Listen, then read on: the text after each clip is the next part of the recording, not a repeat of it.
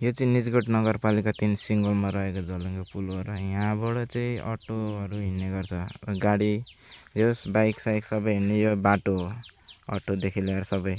तर यहाँनिर अवस्था गम्भीर छ। यो बर्खाको बेलामा यी गाडी सारी मान्छे हिँड्न पनि गाह्रो भएको कारणले गर्दा चाहिँ यहाँको वडा कार्यालयबाट निजगढ नगरपालिकाबाट कसैले नहेरेको भएर एकदम गाडी भएर यहीँको स्थानीय बासिन्दाले चाहिँ यहाँको फाडेको छ। यो बाटो अहिले क्लियर गरिदिएको छ, किनभने वडाबाट हामीले वडामा भन्दा पनि केही पनि भएन र नगरपालिकाले त झन् हेर्ने कुरै भएन। यस्तो गाडी थियो यहाँनिर।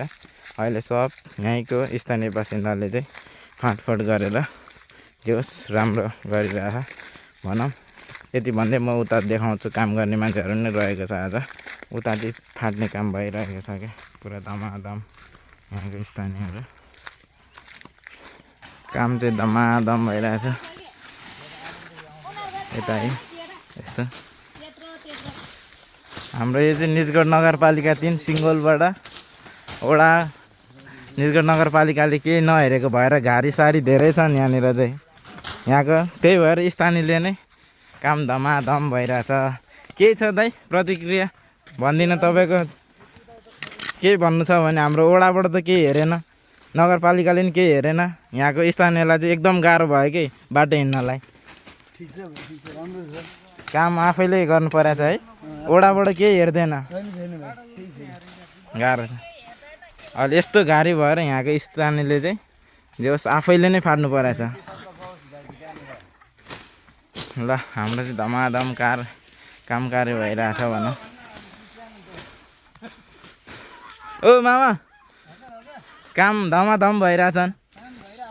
के गर्नु अब, वडाबाट नगरपालिकाबाट भएन है, अब स्थानीयले नै गर्नुपर्ने बाध्यता भयो। ठिकै छ, काम चलाउ भइरहेछ, राम्रै छ। ल ल ल गर्नु पऱ्यो नि मामा। सरकारबाट उँभो नलाग्दो रहेछ है, जुनसुकै सरकार आयो पनि खोइ बाटो त उस्तै गाडी। जस अहिले राम्रो हुँदैछ भनौँ। ल